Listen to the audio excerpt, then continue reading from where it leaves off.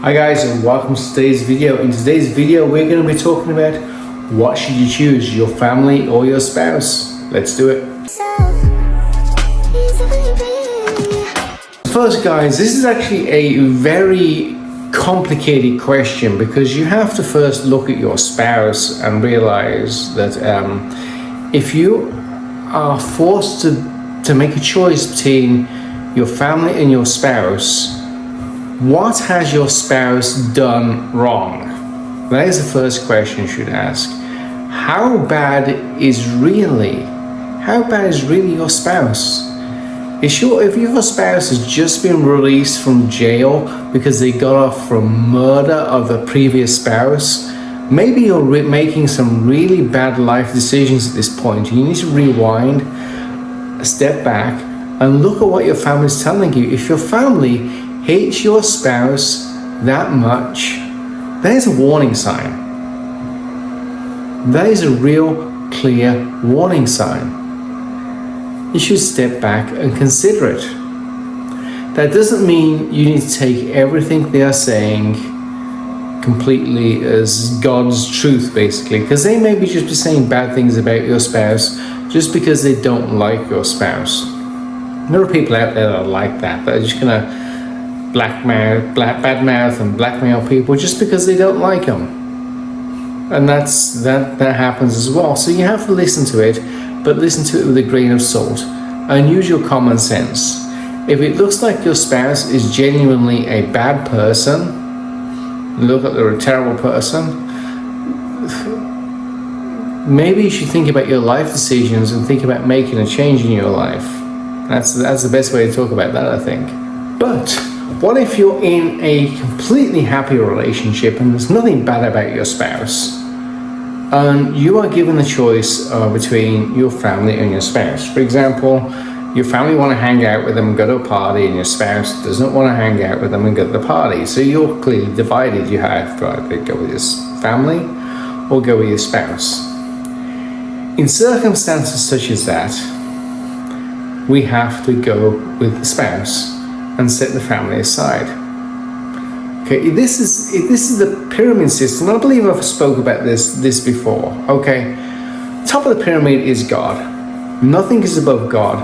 Nothing is more important than God. If your spouse thinks they're more important than God, they have a real serious problem. If your spouse is breaking the rules of God, they also have a very serious problem. God is number one. Beneath that, and directly beneath that, is your spouse. There is nothing between you, your spouse, and God. That is the top of the pyramid. Family is actually beneath you, beneath your spouse. Family, friends, job, and all the other stuff is at the bottom of the pyramid. That means that your family is not important than your spouse. It is not more important than you, and it is not more important than God. Simple as that. Your family is actually lower down. So if you're given the choice of your spouse or your family, and your spouse is not defying the laws of God and doing all kinds of crazy things, then guess what?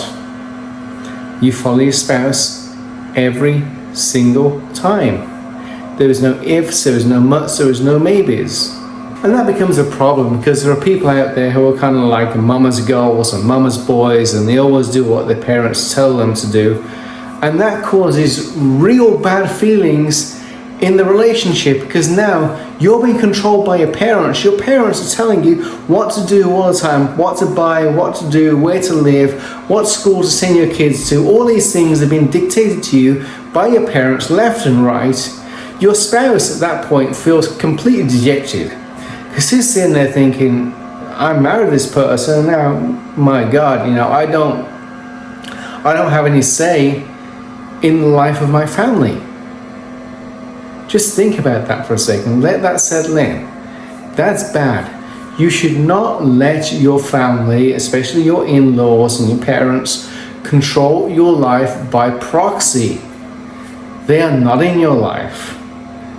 When you got married, when you moved out, whatever the circumstances are, from that point forward, they are not in your life, period. That is it. They are gone. You may take advice from them, you may listen to them, you may visit them from time to time, but they're not controlling your life because you're not under their roof anymore. End of story. Therefore, you should always choose your spouse first. And if your family is interjecting and saying your spouse is a really bad person and making, you're making really bad life decisions here with this person, and your spouse is obviously doing crazy things that defy the laws of God, like, robbing banks and stealing stuff and doing general just bad guy stuff, then okay. At that point, you have a problem, because your family is just basically relaying the laws of God to you, essentially, and saying, hey, you know what? This guy's doing bad stuff and you're too blind to see it. Or this girl's doing bad stuff and you're too blind to see it. End of story. So in that case, and only in that case, do you actually listen to your family. But you're listening to your family to basically obey the laws of God. Because we have this pyramid again, God's at the top, your spouse is underneath God, you are underneath your spouse, so your spouse and you are kind of the same level, basically. You're together on that level beneath God. And your family is beneath that, your friends are beneath that, and here's an important point, your job is way down the bottom. Way down the bottom, even kind of under family in some respect. A lot of people, and this is a big problem, a lot of people put their job before their spouse. And I'm guilty of doing it, I'm sure a lot of people are, is they have a tight deadline at work, the deadline takes over their life, and the boss is going to kill them if they don't meet their deadline. Well, I got news for you, that your boss is not going to kill you, and if your boss does kill you, you should probably look for another job anyway if you're working in that kind of environment. So put family and put your spouse first. Your spouse and your family are way above job. Jobs come and go. How many jobs have we had? Okay, some of you listening may have only had 2 or 3 jobs. I've lost count of how many jobs I've had through my life. They come and go like water. How many spouses does the average person have? 1, maybe 2. That's it, their whole entire life. So spouses are more important than jobs or anything else, because jobs will come and go. Even when it comes to children, talking about kids. One day, and I hate to break this to you, genius, your kids are going to leave you.